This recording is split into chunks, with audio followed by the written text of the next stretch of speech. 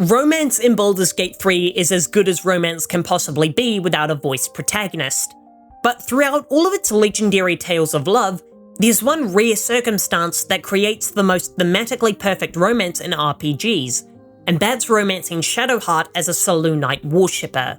There's something holy about the way she looks at you, and something haunted. That's because Shadowheart isn't in love with you alone. She's in love with the self she sees reflected in your faith, a self that was supposed to be erased, but wasn't.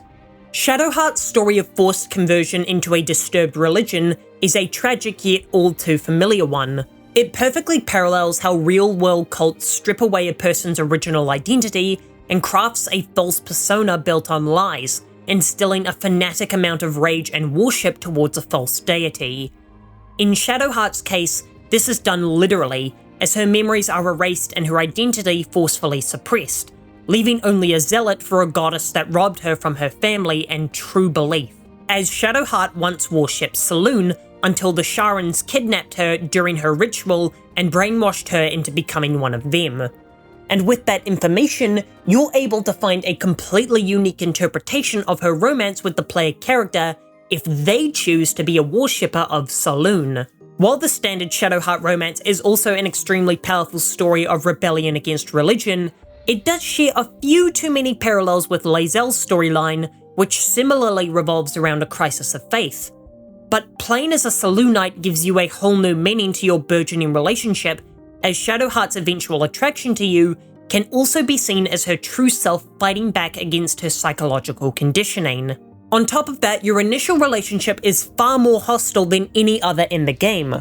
Once you learn about Shadowheart's religion, you can get into what I perceive as the game's only full-on argument with one of your party members, featuring multiple back and forth retorts trying to discredit the other's belief and invalidate their deity. It's one of the most hostile encounters I've seen that doesn't result in your companion leaving the party, and it's frankly uncomfortable. Though that may only be because of my pleasant memories of her from previous playthroughs. But that hostility is what provides an excellent starting point to conclude as one of the most satisfying character arcs in the game, as it feels far more transformative than any of the other relationships. And the narrative depth of her corruption/purification towards you is far more rewarding once her true past is revealed. As she was formerly a Selûnite, her attraction to you potentially hides a deeper meaning since you share the same faith as her former self. Yet she has no memory of her life before Shah, so to her, you're a heretic who blasphemes the name of her unholy mother.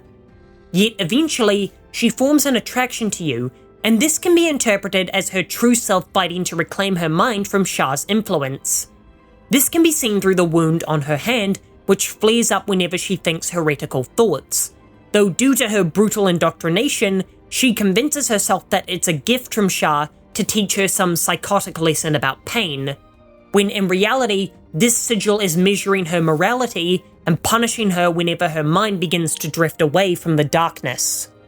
What's more, even in her brainwashed state, she has stances and characteristics that are antithetical to the teachings and belief of Shah. For example, she disapproves of indiscriminate violence and will often respond better to peaceful solutions. In fact, if you save the grove from goblins, she comments on how Shah teaches her not to bother with helping people, yet she also notes how good it feels to save someone, proving that despite her conditioning, her true self is desperately fighting to break free of Shah's influence. This also inadvertently solves a major issue I have with romance and RPGs, namely the blossoming of the relationship. They always feel too easy, as in most games, including Baldur's Gate 3, all you have to do is talk to your companion multiple times before they start to form an attraction to you. This was especially infamous in Baldur's Gate 3 at launch, when Lae'zel initiated sex as fast as possible. For me, it was literally right before the Blighted Village, and I was really taken aback by it. But in this particular instance, there truly is some invisible force that's gnawing in Shadowheart's mind that you're someone she should care for, as the Selûnite buried within her is telling her that you're her friend, which the Sharan version of her may interpret as attraction, making the act of simply talking with her fuel her intrusive thoughts and persuade her to give you more attention and occupy her thoughts more frequently.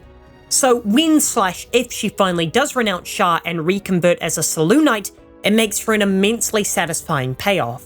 And dare I say the best example of enemies to lovers romance since Pride and Prejudice, but maybe that's going a bit too far.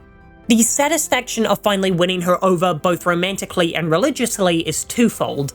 The first point is that she's finally freed her mind of the poisonous influence that she clouded her mind with and can start a much healthier lifestyle. But on a more selfish note that obviously goes unsaid in the game itself, it's immensely satisfying to prove someone wrong, especially about something so harmful. It would be like finally convincing that one crazy relative that vaccines don't have microchips and that the Earth isn't flat, a personal fantasy of mine. Which culminates in the romance between you two being one of the most impactful and rewarding romances available in this game, filled with heartstring-pulling stories. For more Baldur's Gate 3 essays, here's one about why you might love Shadowheart as a character, and I'll be back in 2 days.